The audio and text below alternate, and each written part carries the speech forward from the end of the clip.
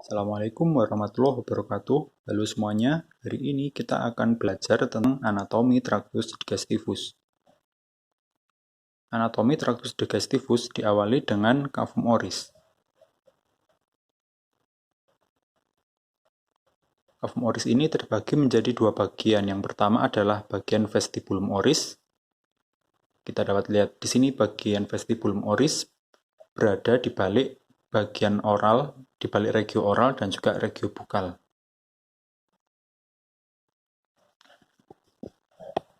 Bagian cavum oris yang kedua adalah bagian cavum oris propria. Vestibulum oris dan juga bagian cavum oris propria dibagi oleh suatu struktur yang disebut dengan arcus dentis atau yang disebut dengan arcus alveolaris.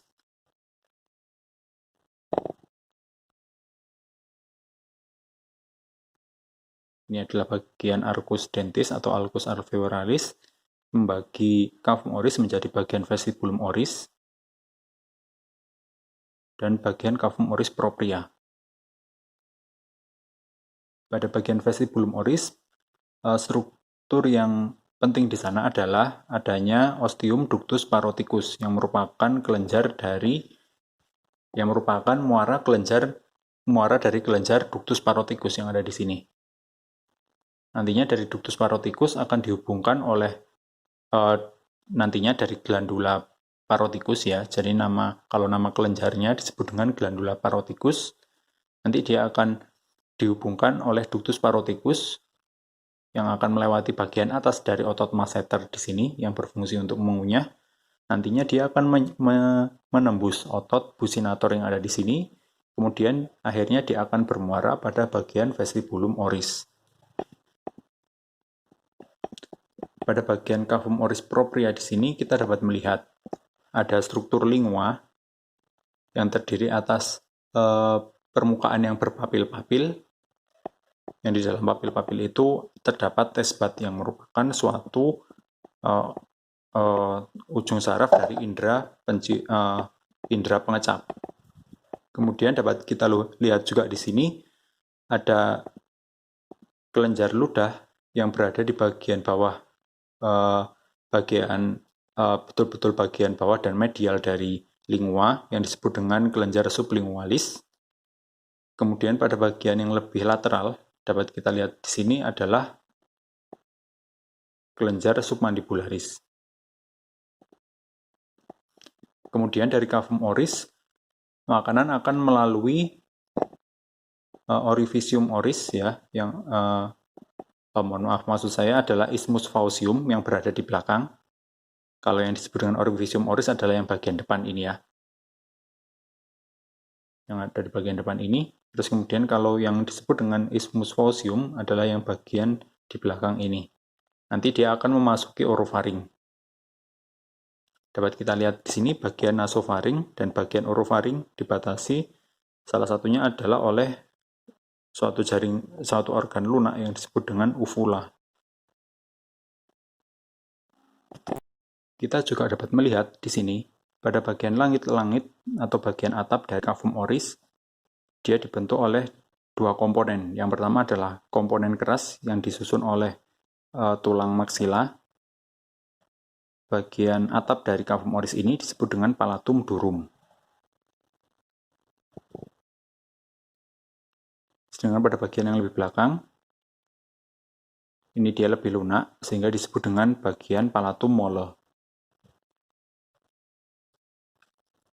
Setelah melalui orofaring, makanan kemudian akan berlanjut menuju ke bagian laryngofaring, hingga kemudian menuju ke bagian esofagus, yang terletak pada bagian yang paling posterior jika dibandingkan dengan bagian trakea, jika dibandingkan dengan organ trakea.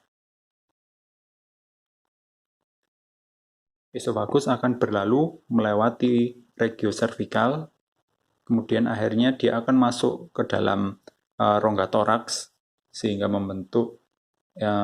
menjadi namanya esofagus pars thoracalis yang berada pada bagian mediastinum posterior yang dapat kita lihat apabila bagian yang mengisi mediastinum media, yakni jantung ini, kita angkat.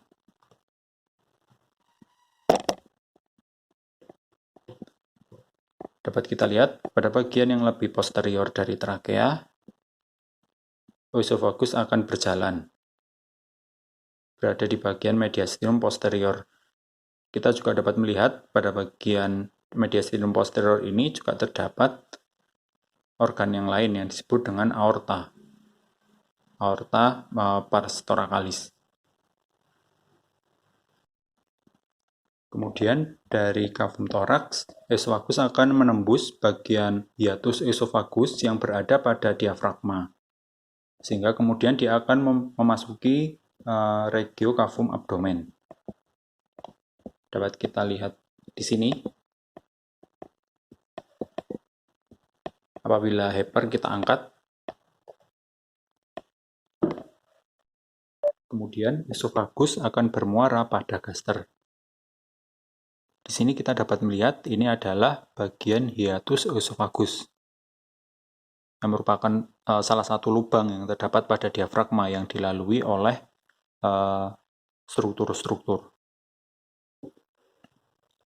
Kemudian pada gaster kita dapat melihat pada permukaan eksterior dari gaster kita dapat melihat ada bagian yang disebut dengan kurvatura mayor, kemudian bagian yang disebut dengan kurvatura minor.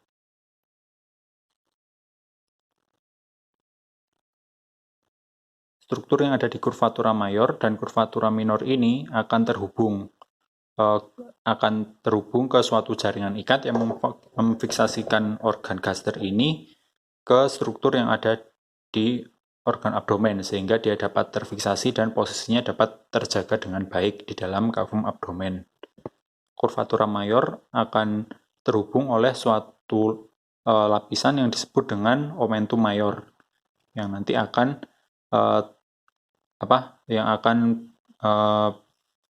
berujung di bagian taenia omentalis yang merupakan bagian dari kolon. Kemudian bagian kurvatura minor akan ditutup pada kurvatura minor akan terhubung oleh suatu lapisan yang disebut dengan omentum minor yang nanti akan terhubung sampai kira-kira ke bagian ligamen yang terdapat pada hepar. Kemudian dapat juga kita lihat di sini dari bagian eksterior dari gaster terbagi menjadi beberapa bagian.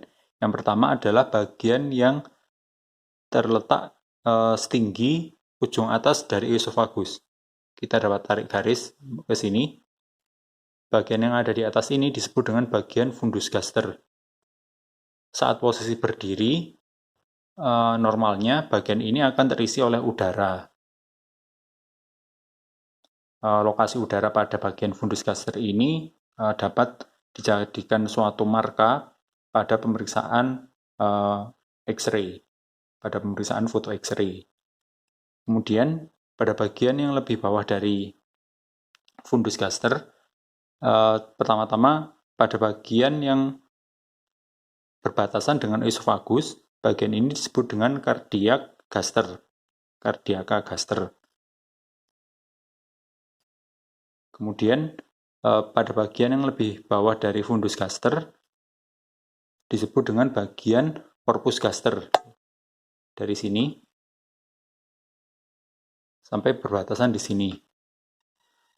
Perbatasannya di sini kira-kira sejajar dengan suatu sudut yang terdapat pada kurvatura minor yang disebut dengan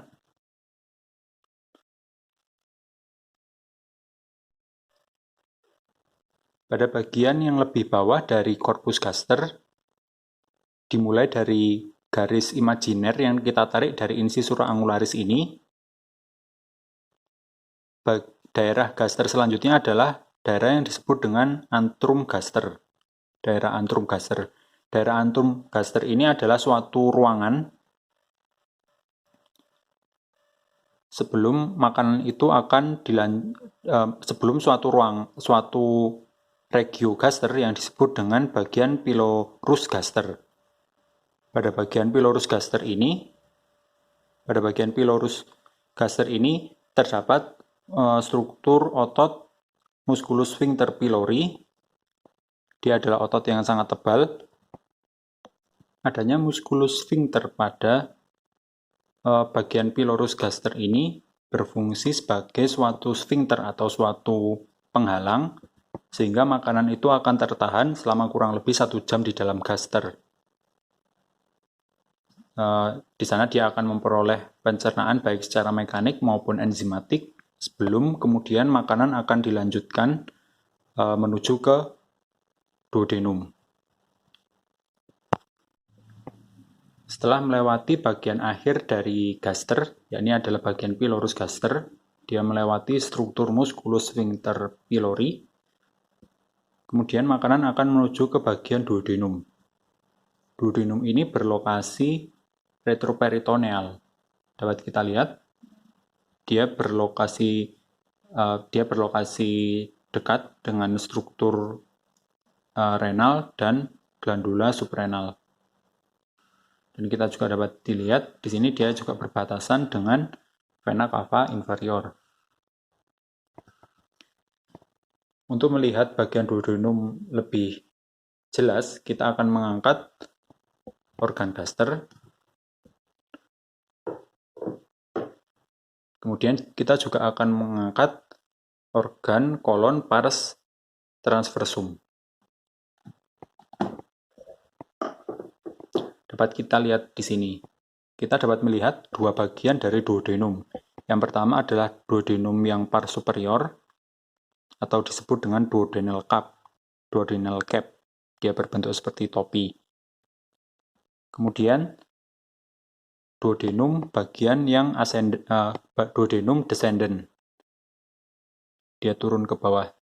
Dapat kita lihat pada bagian duodenum descendant ini, pertama dari bagian interiornya dapat kita lihat di sini ada plica circularis yang merupakan struktur yang khas terletak pada intestinum tenu atau usus halus. Kemudian pada duodenum descendant ini kita juga dapat melihat ada muara dari organ pankreas.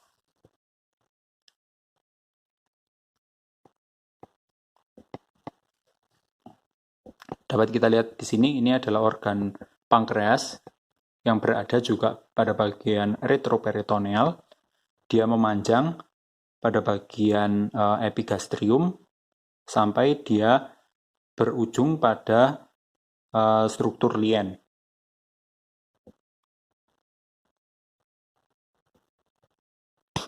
Kemudian setelah dari duodenum pars descendant ini, kita akan melihat duodenum akan berlanjut pada bagian belakang dari sebagian besar usus kecil yang lain. Duodenum akan menuju ke arah intraperitoneum, yang di sana dia akan berlanjut menjadi jejunum dan ileum yang mengisi bagian intraperitoneal. Kita dapat angkat di sini.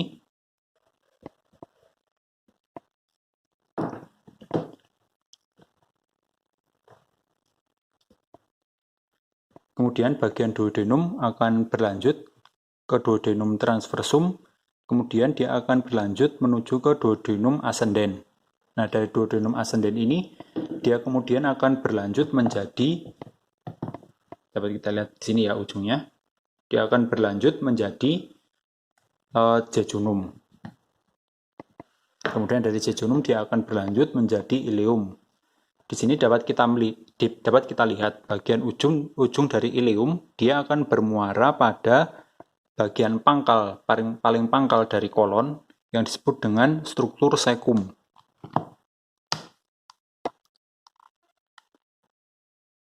Di sini adalah struktur cecum, di mana pada bagian ini terdapat bagian yang terhubung menuju ke appendix vermiformis. Kita dapat melihat ini adalah lubang yang nanti menuju ke appendix vermiformis.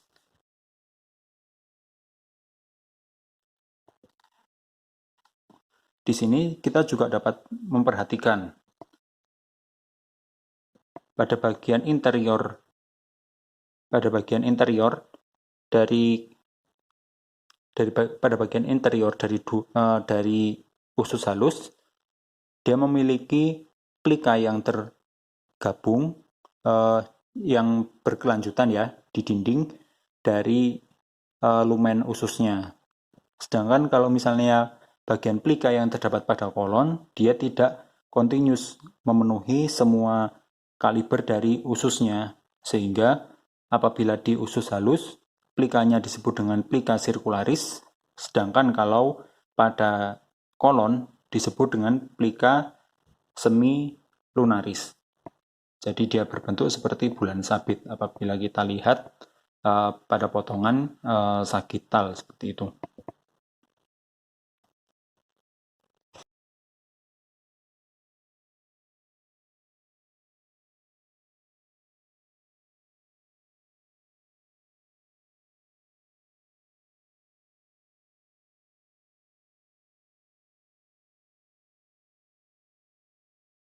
Pada bagian yang lebih posterior dari usus halus, kita dapat melihat suatu struktur yang memfiksasikan usus dari nanti dia akan berikatan ke bagian dinding dari cavum abdomen. Struktur pengikat ini disebut dengan struktur mesenterium. Struktur pengikat yang sama ini juga dimiliki oleh struktur kolon.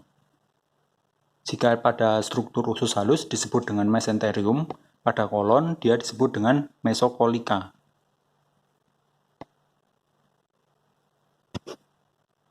Pada bagian kolon, kita dapat melihat di sisi eksteriornya, dia memiliki 3 struktur yang membedakan dia dari duodenum, yang membedakan dia dari usus halus. Yang pertama adalah struktur taenia coli. Taenia coli ini adalah struktur yang ditempati oleh musculus longitudinalis yang terdapat pada kolon. Jadi musculus longitudinalis pada kolon ini berbeda dengan musculus longitudinalis yang terdapat pada usus halus. Jika pada usus halus dia terletak pada semua bagian dindingnya, sedangkan kalau pada bagian kolon dia hanya terdapat pada bagian taenianya saja, baik dia itu taenia libera, disebut dengan taenia libera karena dia tidak diduduki oleh suatu struktur tertentu. Kita dapat melihat dia berkelanjutan sampai sini. Jika kita telusuri bagian taenia colica, kita akan melihat struktur taenia coli ini akan mengantarkan kita pada struktur appendix vermiformis yang sering berimplikasi klinis berupa suatu penyakit appendicitis atau radang usus buntu. Kemudian selain taenia coli, ada juga struktur Haustra. Struktur Haustra adalah struktur yang menonjol-nonjol pada dinding eksterior kolon karena lokasi ototnya yang tidak merata. Sehingga struktur-struktur dindingnya ada sebagian yang akan tertekuk-tekuk seperti ini, yang disebut dengan Haustra coli. Kemudian ada ciri eksterior lagi dari kolon, hanya saja pada manekin tidak dapat terlihat, yakni suatu tonjolan-tonjolan lemak yang disebut dengan appendices epiploica. Bagian kolon berpangkal pada sekum, dari sekum, dan sekum itu adalah bagian dari kolon ascenden. Jadi makanan akan berjalan naik ke atas dari kolon ascenden ini. Kemudian pada plexura hepatica, jadi belokan, tempat berbelok dari kolon ini disebut dengan plexura hepatica berdasarkan lokasi tempat di mana organ itu berdekatan. Kemudian berlanjut menjadi kolon transversum. Kemudian dari kolon transversum dia akan berlanjut melewati plexura lienalis ya, karena dia berdekatan dengan lien. Kemudian dia akan berlanjut menjadi kolon descendant. Pada bagian ini, sampai bagian ini, kolon ini disebut dengan pars sigmoid karena dia berbentuk seperti bentukan tanda sigma seperti itu, sehingga disebut dengan pars sigmoid. Kemudian dia akan berlanjut ke rektum.